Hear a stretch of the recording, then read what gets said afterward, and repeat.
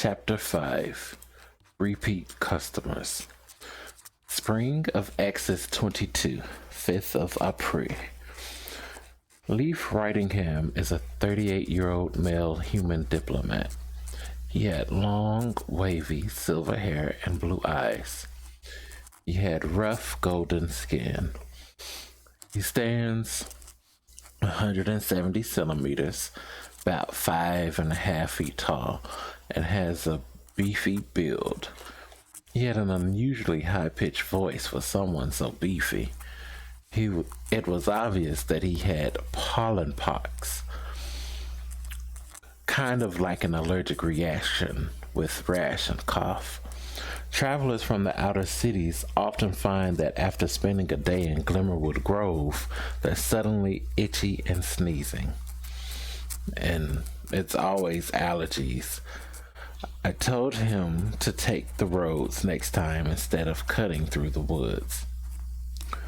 Well, Mr. Leif, you are in luck. I have all of these items at home. Just give me a few minutes to boil up your remedy.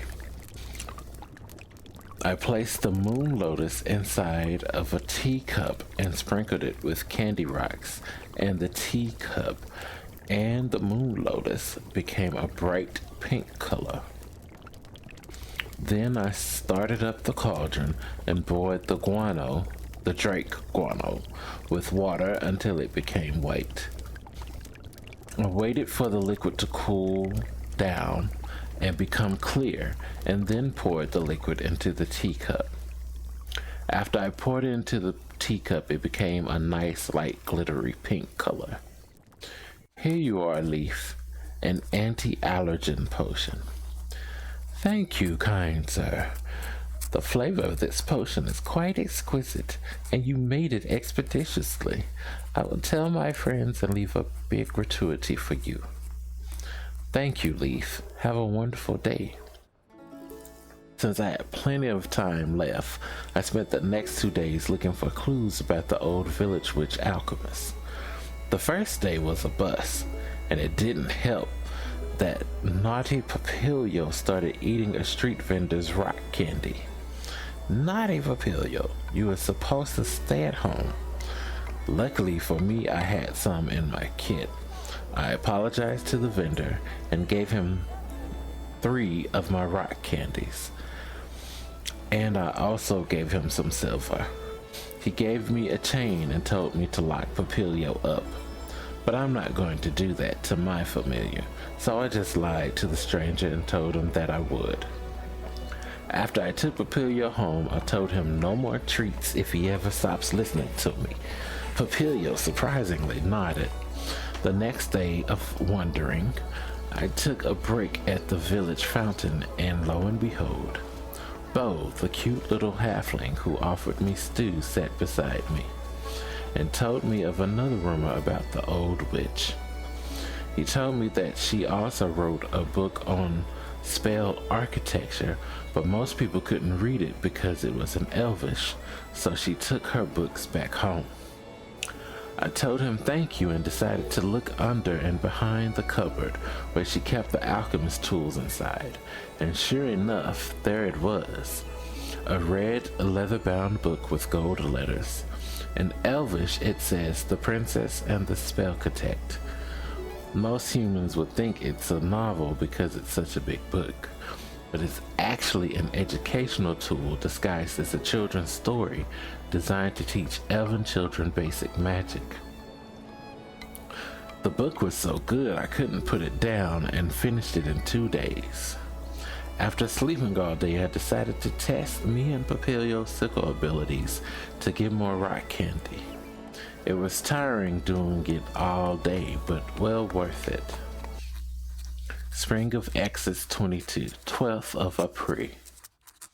Oh my Gaia, this customer keeps coming back. Miss Nalamnoth, why do you keep coming with Yeti's Jess? I can't help it. They keep coming after me. Well, maybe you shouldn't have killed that baby Yeti during the tournament. I know. Tell you what, I will give you an even bigger tip this time, and please don't tell anyone, okay? Next time I'm charging you double when my license upgrades. Deal. I told the young Triton that I would be back in a few sun cycles with the Yeti potion because it was going to be of a better quality. First, I checked the spider trap and saw that it had nest scraps. I gathered them and then went to Meltwater Lake. Papilio, of course, was playing in another bird's nest and got pecked. I told him not to mess with those, but he will learn soon. Thank Gaia for us practicing that double sickle ability. When I got home, I boiled the algae in the cauldron, then added candy rocks to it. Took the mortar and pestle and roughly crushed the gasweed, then added that to the potion as it cooled. I knew it was right and even better because the potion was even brighter and more sparkly green than last time. Ooh, that does look good. The Triton guzzled the potion down. It tastes great too. The next day I used Detect Life to find my friend Alphaba, who was in Moonbreaker Mountain. Hello, young Vincent. You have caught me in the middle of a scavenger hunt. There are rumors of a golem here. Really? Yes. I know you have great powers of observation, so you can look if you want. But remember, no hard feelings if I find it first, she cackled. Okay, let's see who can find them. To give me a little bit of extra luck, I prayed at the shrine of Candida and then looked for that golem all week. Damn it. Still can't find this golem. Oh well, back to opening up the shop. Spring of X's 22, 19th of April. Some people just never learn. Miss Writingham, you still have not built up an immunity yet. Excuse me, Mr. Writingham. I know, kind sir, but I'm in a hurry to go home. Please give me more of that allergen medicine. I checked the trap and it's just a snail shell. Oh, just my luck. Let me check the grimoire. Time to take a trip to the Moonbreaker Mountain. Look, Papilio. Instead, instant pixie fur right on the ground. How lucky for us. Now I have to find this guano. Guano is a bit hard to find in this cave. Oh, look. Another Candida shrine. Poor people here sure do love candy.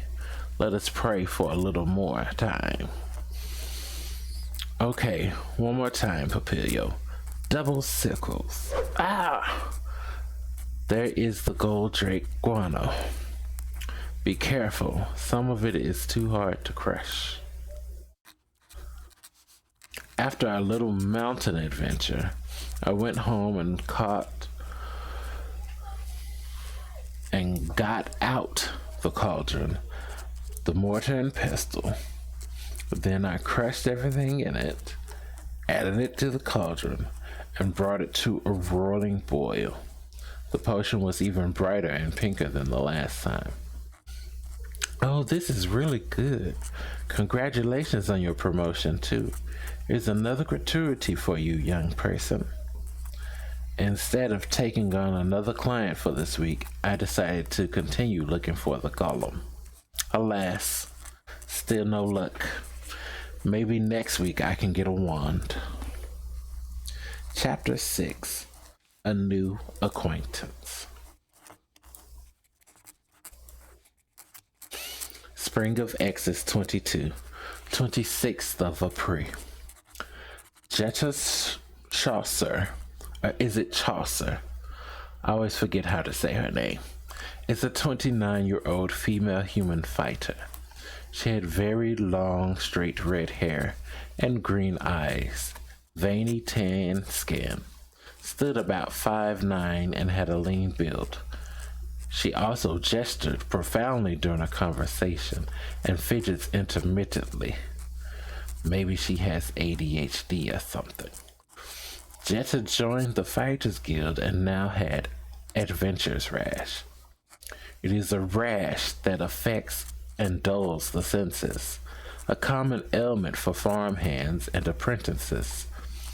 After coming into contact with a carrier, the afflicted gets an itching in their feet and a hopefully benign twinkle in their eye. I checked the spider trap outside and... oh phooey, the trap just got frog mucus. Time to go to Moonbreaker for the pixie fur first. After the hike, I decided to rest, and then all of a sudden, man, I'm starving. Excuse me, sir. Sorry to bother you while you're eating and resting by this wayfarer stone, but would you mind trading 18 silver for some pixie fur? Nope, I exclaimed. That is way too much. How about 9 silver and 2 candy rocks? Okay, deal. I can eat the candy now. Have a good day, sir. You too, stranger. I went back to Glimmerwood for the coffee cap mushroom. My familiar and I found them rather quickly. Guess we just had to follow our noses. I also think we found a unicorn eating them. Luckily, I wasn't too distracted because I barely didn't make it. Time to crush and boil this coffee cap. I added the brown liquid to a teacup and sprinkled in rock sugar and pixie fur. The pixie fur melts and turns the dark brown liquid to a light sandy brown color. Glittery steam comes from the top of the cup. After I handed Jetta the cup, she said, "Fackin' delicious." Oh, my apologies. I guess I got too riled up for adventures. Remember, Miss Jetta, to please take baths at the inn after you get through with guild business. A lot of adventurers don't take care of themselves, and you don't want to spread germs. You're right. Now that I've gotten my morning brew, here is your pay, sir. Thank you for naming this potion. I'll be sure to let people know you coined the name. Phew. Okay, I'm tired now, Papilio. Let's take a nap. Spring of X's 22. 28th of April. Today was quite the day. My hands hurt from messing with rocks, so I will extract my memories and place them on this page. So glad I have this wand. Damn it. I want to buy a wand, but this tourist map keeps changing. Let me go sit by the water fountain and take a breather. Oh, hi, Elphaba. Hi, Vincent. Heard you were needing a new wand. Actually, this would be my first one. Oh, then I need to teach you how to make a find object scroll. What's that? It's a scroll that lets you find an object of your heart's desire. Okay, but first we need magical ink and parchment. How about I perform the detect life spell and think about an object instead? No, not sure if that will work, but you can try it. Wait, what is that flying towards us? I think that's a harpy with a sealed letter. I open the letter and an incorporeal tiny person pops up and shouts, "Congratulations, young witch or wizard. As an intermediate magus, you have been tasked with helping out the magical community. This is a request from the Museum of Magic. They would like you to send out one of each regent for the Rannoch Regents collection. Whenever you find a regent, you may send it to the museum and tick the M box. Once all M boxes are ticked, the museum sends you a collection completion certificate. Once certified, you will be able to add 5 reputation points to your license." But I don't have a harpy. This message is enchanted, dear. Whenever you check the M, a harpy will find you. Now oh, Miss Alphaba, a young girl cried out. Oh, hi, Alicia, said Alphaba. We were supposed to have lunch today. By the way, who is your cute elf friend? Alicia was a tall, curvy girl with long, curly, thick hair that was put into two afro puff ponytails. I think she dyed it because the roots were black and the ends were the color of honey.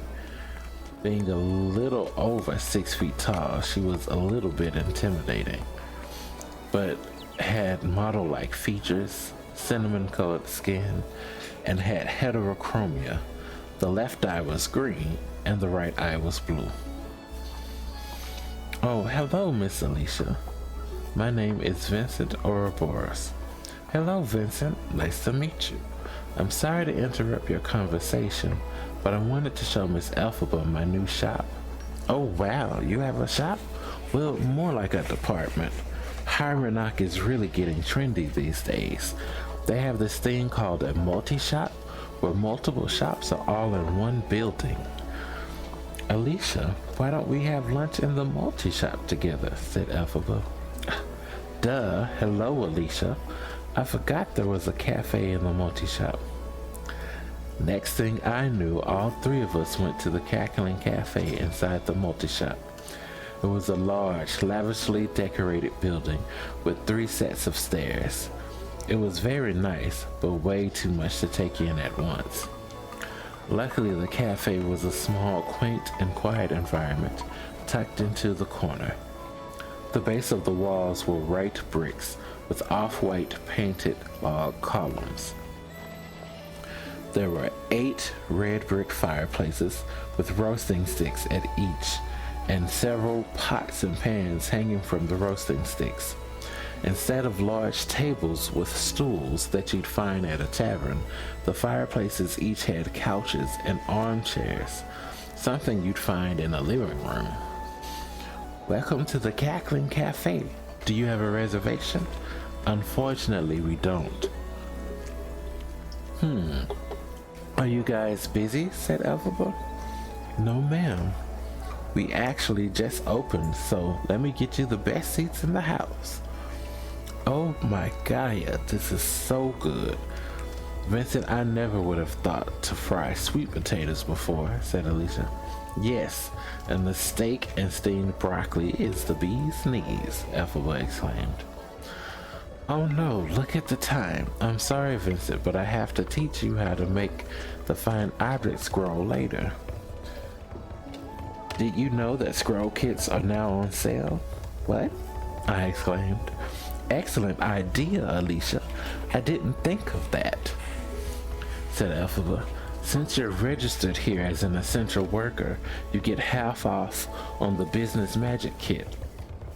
Instead of 250 silver, it costs 125, and you get a wand, an empty grimoire to write your spells, and shadow shark ink that's dyed in 8 different colors for the different schools of magic. That sounds awesome. Does it come with scrolls? I asked. It doesn't come with scrolls, but scrolls are cheap.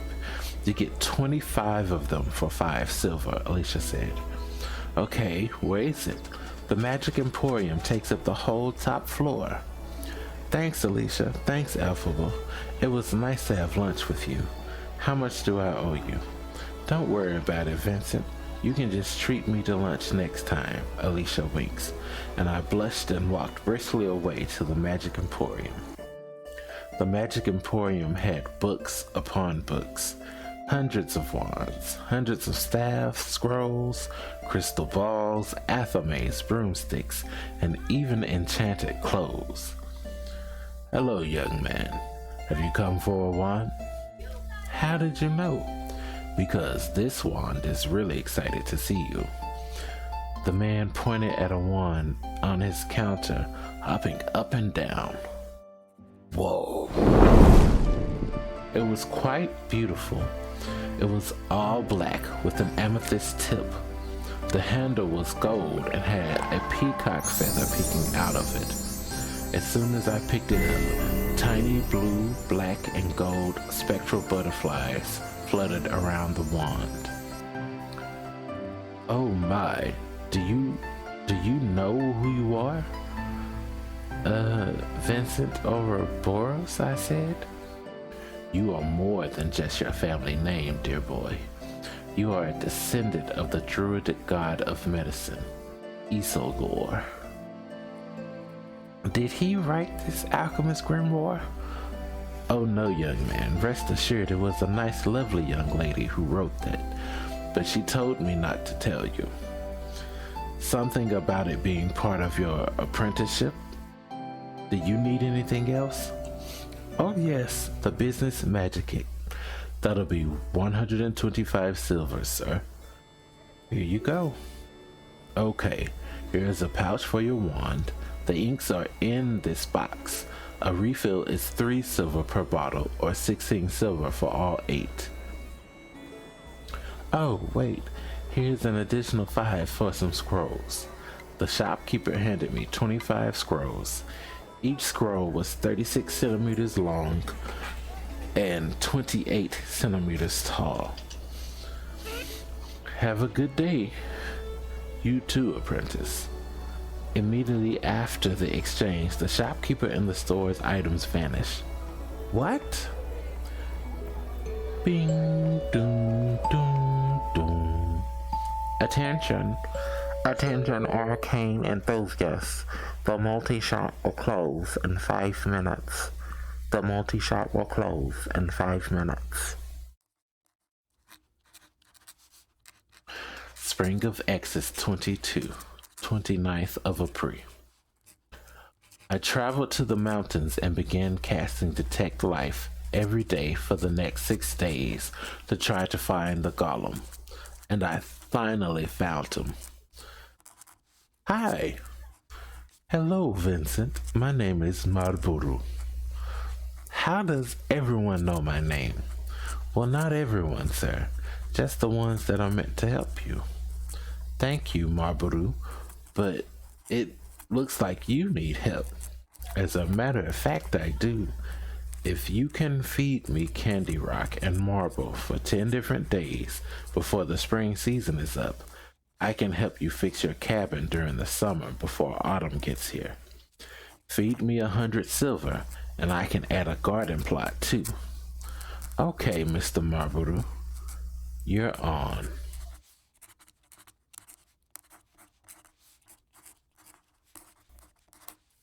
Hello there, people on the internet. I hope you have enjoyed this episode.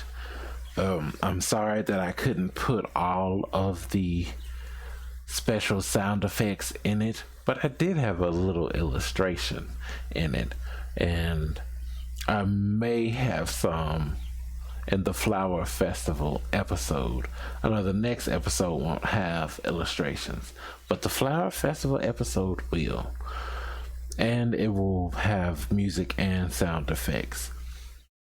I am in the process of recording both episodes for this week, and what I might try to do is add the music and sound effects later, but for now the plan is to make sure that I post episode 4 sometime next week before Friday, and then the Flower Festival will be posted on the 29th, and the scrapbook will be done by May 1st.